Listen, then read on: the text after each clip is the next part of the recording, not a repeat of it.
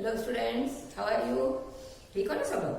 चलो, ये 5th chapter में है। दोहे मैंने आपको उस दिन समझाए थे, ठीक है। और जो है वो एक वाक्य के कुछ आंसर्स, 2 वाक्य वाले, है ना, उतना आप लोगों को भेज दिया था। फिर एक ये समरी है, इसका सरल अर्थ यहाँ पे दिया हुआ है, तो वो आपको समझना है और पढ़ना है। वो सब मैंने आपको एक्सप्लेन कर दिया है पहले वाले वीडियो में, है ना। अब हमारा ये सेकंड वीडियो है, इसमें देखो थोड़े से ये क्वेश्चंस हैं, वो थोड़े हार्ड हैं, आपको दोहे के हैं इसलिए, तो इसमें थोड़ा सा समझा रही हूँ मैं, ठीक है। एक्सरसाइज 6 है ना, 6 और 5-6, एक्सरसाइज 5-6, 4-5-6, ये आपको CW में लिखना है, ठीक है ना। सभी चैप्टर की मैंने बताई दिया है आपको, है ना। 4-5-6 लिखना है आपको। अब इसमें देखो 6 वाली में 36 पेज पर प्रश्नों के उत्तर है। कबीर साईं से कितना मांगते हैं? जैसे हमारे फर्स्ट वाले दोहे में था कि वो इतना मांगते हैं कि हे ईश्वर, मुझे इतना धन दे, इतना अन्न और धन दे, जिससे कि मैं अपना खुद का खर्चा चला सकूं और मेरे घर जो मेहमान आए, है ना, वो भी मेरे घर से कभी भूखा न जाए, है ना। इतना ही वो मानते हैं। उनको जो है, कबीर को ज्यादा धन का लालच नहीं है। कबीर के दोहे में से भी आइए, बिना सोचे समझे काम करने से क्या होता है, इसको समझ लोगे ना तो आप अपने आप ही क्वेश्चन के आंसर लिख सकते हो। कोई वर्ड टू वर्ड लर्न करने की जरूरत नहीं है, ठीक है ना। तो जो व्यक्ति बिना सोचे समझे काम करता है वो अंत में पछताता है। वो अपना खुद का काम तो बिगाड़ता है, लेकिन जो है वो सारे जग के लोग उसकी हंसी उड़ाते हैं, फिर जिसका हमको बुरा परिणाम भुगतना पड़ता है। इसलिए कवि बताते हैं कि हमको हमेशा हर एक काम जो है सोच समझ कर करना चाहिए, ठीक है। फिर चंदन और भुजंग के द्वारा रहीम ने क्या समझाया है? चंदन और भुजंग के द्वारा क्या समझाया था कि जिस प्रकार जो उत्तम प्रकृति का व्यक्ति होता है, बुद्धिमान व्यक्ति होता है, समझदार व्यक्ति होता है, तो उसको अगर कोई बुरा व्यक्ति भी मिल जाता है तो वो बुरा नहीं बन जाता है, बल्कि उसको भी जो है सही बात सिखाने की कोशिश करता है, बराबर है।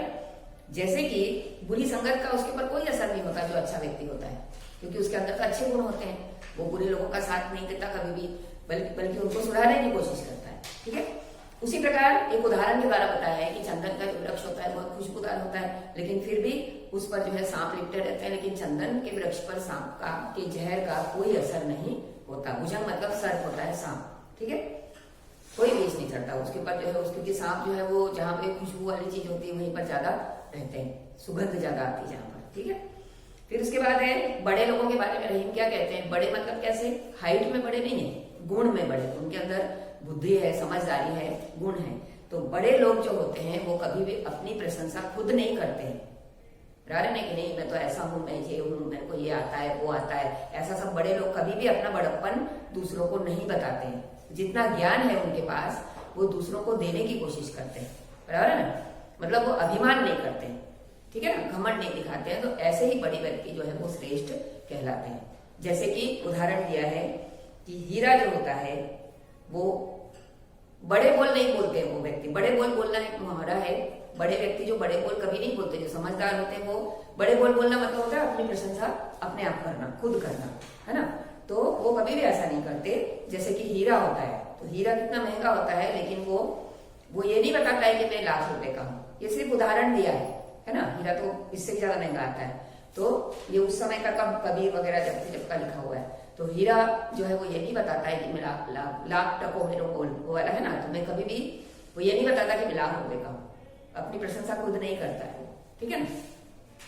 तो तुलसीदास जी कहाँ जाने के लिए मना हमको करते हैं कि ऐसे व्यक्ति के घर कभी मत जाओ जो अपना आदर नहीं करता है, ठीक है ना। क्योंकि अगर हम जिस व्यक्ति के घर जाते हैं, अगर कोई हमारा स्वागत करे, हमसे अच्छी तरह से बात करे, ये करे, तो हमको सिर्फ उसी व्यक्ति के घर जाना चाहिए जो जिसकी आंखों में हमारे लिए कोई स्नेह की भावना ना हो, या हमारे अपने से उसको ऐसा लगता हो कि चलो ना ये तो कहाँ से आ गए, है ना। ऐसी सब भावनाएं उसके मन में हो तो हमको ऐसे व्यक्ति के घर कभी नहीं जाना चाहिए जहां पर कि हमारा अनादर होता है, हमारी इसको बोलते हो ना इंसल्ट होती है ना। ऐसे व्यक्ति के घर हमको कभी नहीं जाना चाहिए, चाहे हमको कितना भी लाभ क्यों ना होता हो उस व्यक्ति से, है ना। फिर है इसमें बहुत सारे हमको सद्गुण बताए हैं, है ना। तो हम कौन कौन से सद्गुण इस पाठ में से ले सकते हैं? तीनों देखो बड़े बड़े कवि हैं, तीनों ने हमको बहुत अच्छी बातें सिखाई हैं, जबकि स्कूल नहीं थे फिर भी उन्होंने जो है हमको अच्छी बातें सिखाई हैं। जैसे हमें कभी भी लालच नहीं करना चाहिए। फिर दूसरा है कि बिना सोचे विचारे काम नहीं करना चाहिए। तीसरा है कभी भी उस जगह पे मत जाओ जहां पे कोई तुम्हारा आदर नहीं करता है। फिर हमेशा अच्छे लोगों का साथ दो, अच्छे लोगों की संगति करो, कभी भी बड़े बोल मत बोलो, है ना, कि अपनी अपनी प्रशंसा खुद मत करो। फिर कभी ईश्वर से सिर्फ उतना ही मांगो जितना कि चाहिए, ठीक है ना, ज्यादा की आशा मत रखो। फिर है कभी भी याचक मत बनो, है ना, ये नहीं कि कभी आज उससे ये मांग लिया, उससे ये मांग लिया, है ना, अपना काम खुद करने की कोशिश करो। और ईश्वर से हमेशा दूसरों की सलामती मांगो, खैर मांगो, दूसरों की कुशलता, कि भाई सब लोग अच्छे रहें, अच्छी तरह से रहें, ये भावना हमारे अंदर होना चाहिए। आ गया समझ में? तो अब देखो, एक इमेजिन करने का एक क्वेश्चन है, तो मतलब मैं आपको एक बता देती हूँ कि हाँ हम लोग ऐसा लिख सकते हैं। अगर किसी को इसके अलावा भी कोई दूसरा आंसर लिखना है तो लिख सकते हैं, बराबर है। एक एग्जाम्पल यहाँ पे मैंने बताया है, ये भी लिख सकते हैं, ऐसा नहीं मैं बोल रही हूँ कि मैंने जो दिया है वही लिखना है। आपको अगर कुछ और भी आइडिया आता है तो उस हिसाब से भी लिख सकते हो कि यदि भगवान आपसे कुछ मांगने के लिए कहे तो आप क्या मांगोगे, ठीक है, तो आप क्या मांगोगे। तो आपको क्वेश्चन कैसे, आंसर कैसे शुरू करना है कि यदि भगवान मुझसे कुछ मांगने के लिए कहे तो मैं क्या मांगूंगा, कि सिर्फ इतना ही मांगूंगा कि संसार में रहने वाले लोग सब लोग सुखी रहें, ठीक है ना, सुख शांति से रहें, अपने अपने जीवन में उन्नति करें, ठीक है, और विकास के पथ पे आगे बढ़ते रहें। फिर मैं यही कहूंगा कि मुझे मन की शक्ति दे, है ना, ताकि मेरे मन में अच्छे विचार आए, है ना, और जिससे कि मैं अपने परिवार के लोगों का सम्मान कर सकूं। अच्छे विचार होंगे तो हम सबका सम्मान करेंगे, बराबर है। फिर उनकी सेवा कर सकूं, है ना, दूसरों के बुरे समय में उनकी मदद कर सकूं, ठीक है, और अपने जीवन पथ पर हमेशा सच बोलते हुए आगे बढ़ सकूं, बड़ों का सम्मान करूं, है ना, बड़ों की सहायता करूं। ये मैं ईश्वर से मांगूंगा। मैंने इसमें सारी चीजें लिख दी हैं, उसमें कुछ भी बाकी रहा नहीं है, बराबर। फिर भी आपको ऐसा लगता है कि हम कुछ और भी लिख सकते हैं, तो इसमें आप एक आध सेंटेंस निकाल के उसमें ऐड कर सकते हो, ठीक है, आ गया समझ में। फिर उसके बाद में अच्छे लोग की संगति करते हैं तो हमको क्या होता है, हमारे विचार अच्छे होते हैं, हमारी बुद्धि अच्छी होती है, बराबर है। फिर दुर्व्यसनों और दुर्व्यसन अगर गलत विचार हमारे मन में आते हैं तो हमारे धन की बर्बादी होती है ना, और अच्छे व्यक्ति की संगति होती है तो हम अच्छी बातें सीखते हैं, ठीक है ना, और हमको जो है आगे जीवन में उन्नति करने के लिए एक लक्ष्य मिलता है कि भाई ये व्यक्ति ऐसा है तो हमको भी उसके जैसा बनने की कोशिश करना चाहिए, ठीक है ना। तो इस तरह से हम अपना जीवन जो है सुखी कर सकते हैं। धर्म के नाम पे लोग क्या करते हैं, धर्म के नाम की दुहाई देकर लोग ढोंग करते हैं ना, साधु सन्यासी बहुत सारे ऐसे होते हैं ना, और यज्ञ और अनुष्ठान करवाते हैं और लोगों से पैसा ऐंठते हैं, ठीक है ना, नारंगी वस्त्र पहनकर जो साधु का वेश रख लेते हैं। नकली साधु जो होते हैं, है ना, पुराने समय के साधु से तुलना नहीं करना है, उनके पास तो बहुत शक्ति होती थी, तप होता था उनके पास, तपस्या करते थे, वो एक ही जगह पर 2-2-3-3 साल बैठे रहते थे, बराबर है ना, और ईश्वर के दर्शन उनको होते थे। आजकल ऐसा नहीं है, नकली जो साधु बनते हैं वो समाज में रहने वाले सीधे साधे लोगों को जो है वो अपने लोगों के साथ विश्वासघात करते हैं, ठीक है।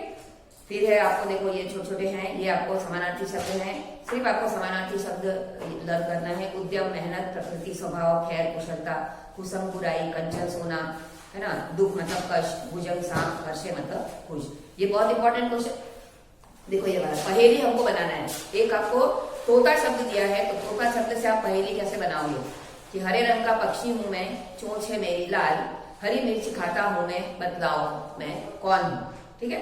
पतंग आसमान से बातें करती, धरती से मैं जुड़ी रहती, रंग बिरंगे पंखों वाली, सबके मन को खुश करती।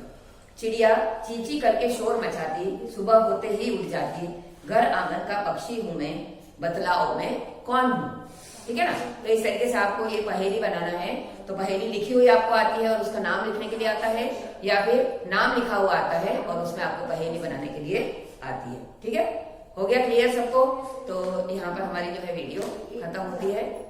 आपको ये पीडीएफ आएगी तो हमारे यहाँ पे 5th चैप्टर ओवर होता है, ठीक है। इसके बाद पुंडवातन में भेज चुकी हूँ, उसके बाद फिर हम हमारा जो है 6th चैप्टर वापस से एक पोयम है, फिर हम लोग वो पोयम शुरू करेंगे, ठीक है। तो यहाँ पे वीडियो ओवर होती है। Thank you.